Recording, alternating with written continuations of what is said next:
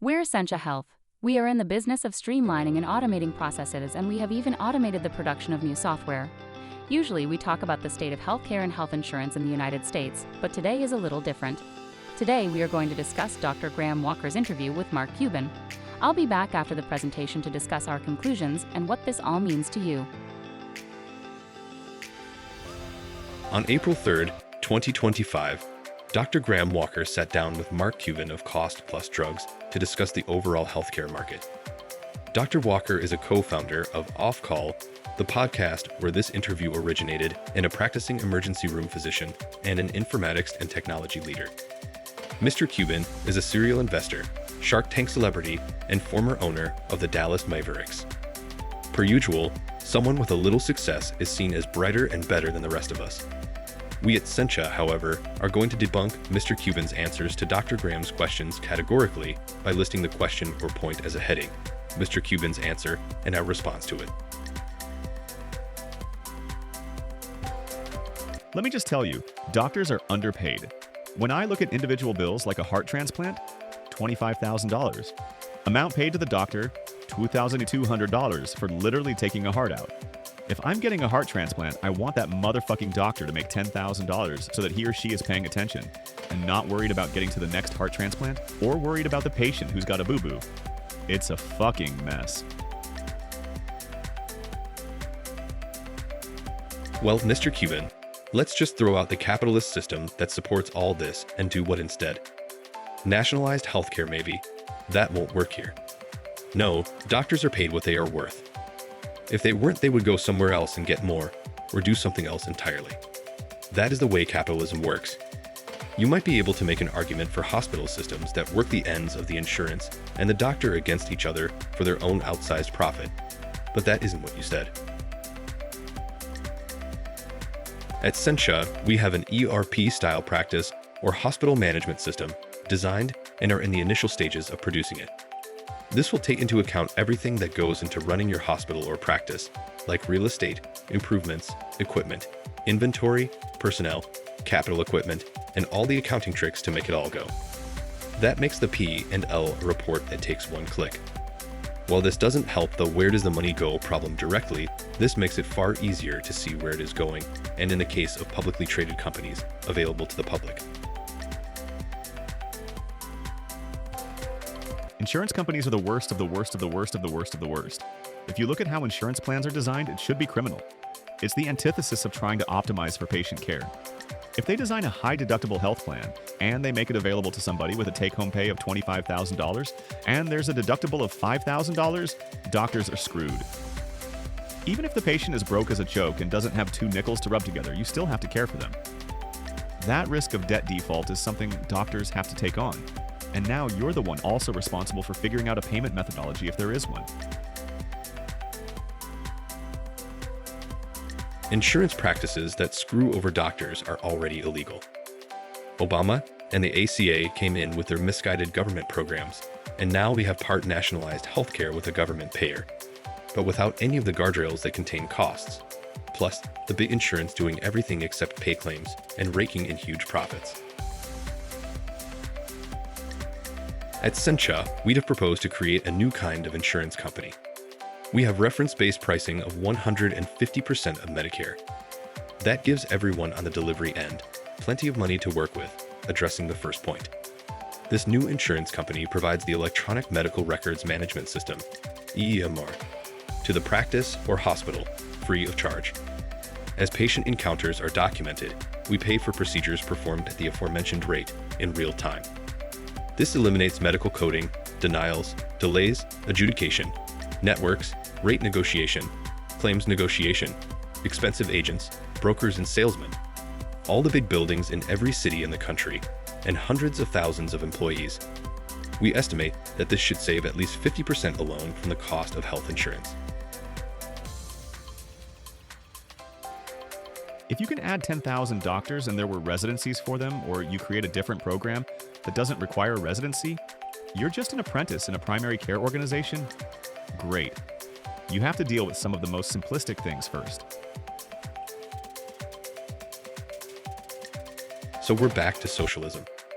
Scrap capitalism and let's follow Europe down the rabbit hole so we are in there with them during the next crisis instead of bailing them out. What could possibly go wrong? First, every high school graduate in the world would try to get into medical school. Then they wouldn't make it because they simply don't have the necessary skills. We don't have the capacity to train 10,000 new doctors, and making it free wouldn't help. It would just make another big, failed government program. Second, let's say it did work, and we did have 10,000 new doctors in 6 to 15 years. Now we have too many employees chasing too few jobs. The salaries of doctors tank. Didn't he just say that we should pay doctors more? We don't have a solution to this problem at Sentia because this isn't a problem that needs to be solved. We do have a training module that could be adapted to automate the education of new doctors, but that is a long way off, and I suspect no doctor wants to answer the question, where did you go to medical school? With Sentia's cheap automated education system. Prior auth is designed to drive doctors crazy. But here's the real reason. If you have $1 billion a year, let's just say you work through prior auths and you just extend them as long as you can. 4% of that is a shy load of money. That's $40 million. If you're a bigger insurance plan, it's $10 billion and now it's $400 million. So if I can keep a bunch of doctors pissed off at me, but I'm making an extra $400 million, what am I going to do? Well, here is the first thing Mr. Cuban said that actually makes sense. But how are you going to accomplish it? Would he advocate passing a law to stop prior authorizations? How exactly does he want to tie the bell on that cat? As we stated previously, the way to fix this is to supplant the big payers and pay for procedures in real time with automation. Add into the 50% savings another 25% from having a built-in health and wellness system that offers a small discount for reading our automatically prescribed patient education, and a large discount for following it as evidenced by improving or at least not worsening lab results. 84% of the healthcare expenditures in 2003 were on behavior-based, avoidable chronic disease. The OECD average mortality of this behavior on average is 225 deaths per 100,000. In the US, the mortality is 335 per 100,000, or about a third more. Get us more in line with education with incentives, or teeth, and you save an additional 25% off the cost of healthcare. Now the hospitals are playing all kinds of games in how they overcharge. So you've got facility fees. Are you kidding me? Like, I'll pay for what I need. I had my hips replaced, bam, hit me. But a facility fee for the doctor that's coming?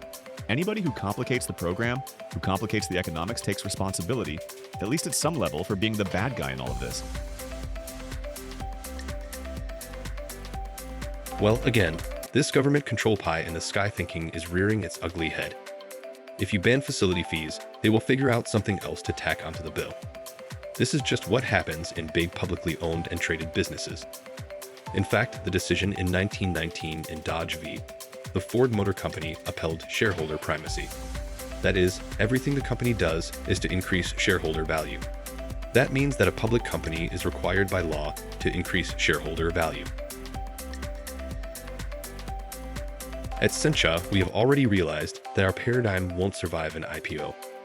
This company can never go public and be subjected to the vicissitudes of shareholder value. We solve the problem and produce a superior product and thrive, or we do not, and we fail. We cannot answer to venture capital or private equity looking for an exit strategy, or a shareholder population looking for a dividend. What we can do is to hold the hospital to a higher standard and regulate costs from without. You, the corporate hospital, get 150% of Medicare. If you can provide the service for that, great. We don't, won't, and can't have the luxury of negotiating with you. We can help you run a tight ship and be profitable with our ERP-style practice management as described previously. But if you can't make it, then we will buy you and run your company for you efficiently. If a hospital or a doctor or a practice walked into Shark Tank, how would I redesign their business? Do a direct contract deal with the employers. There's going to be no deductible from the employee. We'll cover all of it so you have zero risk. Now, in exchange, I want a better price than you're giving insurance companies. This is a fantastic idea. Again, how are you going to get it accomplished? Let's take the case of a self-insured business. They contract with a broker who represents several third-party administrators, TPAs, to administrate the care of their employees. This TPA sets up the networks, negotiates the rates, and actually is, in most cases, a big payer, except that they don't do the paying. They set up a bill for the business at the end of the month so it can pay the practice or hospital directly. According to my research, the gold standard for this service would be about $375 per month. Yes, you heard that correctly. Your self-funded employer pays somewhere around that figure per employee per month and still has to pay the doctors. It is still cheaper than paying the big insurance companies though, and that is why they do it. All of that said, let's get back to Mr. Cuban's assertion. He wants every self-insured business owner to put themselves into the TPA business and build a private network of healthcare providers and negotiate rates with every one of them and do all the things they pay the TPA to do now. That is going to be far more expensive than just using a TPA and shows exactly how short-sighted and out of touch Mr. Cuban actually is. At Sentia, all this just vanishes. We automate the system. We will be making calls to practices to get them signed up in the system, but it will be just that, to help with registration. We need to have a bank account for practice or the hospital to have payments transferred to. We have to have employees set up with passwords and the like to be able to access the system. This, however, is not a negotiation like the one that happened with one of my healthcare providers 2 weeks ago. UT Southwestern could not come to an agreement with PCBS Texas and were not available for my insurance for a while. I had an appointment with them too. RVUs? That stuff's insane. You're getting paid based off an RVU that's going to the hospital, who then has to pay you. But what if all that just came to you? Just like above, if the doctors will put up with the MBAs telling them how much they can make, they deserve what they get. Vote with your feet. Go somewhere that values your services more. Open a private practice. Get with your colleagues and open an ambulatory surgical center. This doesn't need to be regulated or controlled. Let the smart people do the smart things and don't try to solve problems they don't have. At Sentia, we have partnered with Physicians First Bancorp to begin providing financing for doctors who want to start their own practice, or ASC. If we need legislation, it would be to roll back the restriction of doctors owning hospitals. Outside of that, show hospital administration where the money is going with automated reporting and systems as described previously. The article goes on with a paraphrase. For hospitals and doctors, Mark points out, the primary value of big insurance companies is patient flow. If the cause of most of these problems is insurance companies and their value proposition is patient referrals, you need to look for other ways to get patient referrals, instead of being in the networks. I would organize and take that as far as you can. Mr. Cuban knows that this kind of epochal change won't happen overnight. But for now, he urges doctors to do two things. 1. Only work for employers who treat you fairly. I would identify the hospitals that really simplify things, that are being innovative with payments. Because as long as there's a shortage, you're going to be in demand. 2. Be entrepreneurial and think differently about how to set up a practice today. PE understands how to do arbitrage, that's what they do. And so they come in and they buy everybody up, and now you're working for the hospital. When that happens, where there's change like that, that's where there's opportunity. Finally, here is some thought we can get behind. Take control for yourself and don't just take what you are handed. At Sentia, this is precisely what we have done. Eliminate the red tape sludge and empower doctors and practices to make good decisions. Mr. Cuban seems to be a little ready to jump into bed with the government. We all know that won't work, and we have designed and built a system that will work and will accomplish the goals of reducing the cost of healthcare and improving the lives of patients through patient education. In this article, we have provided real concrete solutions with real concrete executions. We have the insurance system in prototype and can show it off at any time, proving that this will work. We have shown a way to save 50% from the cost of healthcare immediately. We have shown a way to save an additional 25% from the cost of healthcare with patient education with teeth. We have shown a way with our partners, Physicians First Bancorp, to empower doctors to start their own practices and ASCs, and just walk away from the greedy MBAs and their for-profit hospital systems. We have shown a way to make patients healthier by educating them on the consequences of their behavior, and a way to capitalize on that to the sum of $1.34 trillion, or about 25%. If we add that to the process automation savings of our solution, we are in the ballpark of more than 75% savings in total. We already have the best doctors and the best equipment. We just need to implement the above detailed framework to give them all the tools necessary for success. We have this system in prototype now, fully functioning.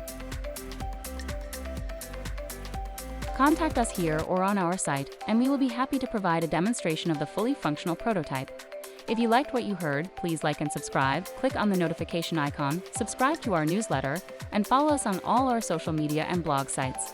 You can read the text version of this presentation at sentiahealth.substack.com or sentiahealth.com.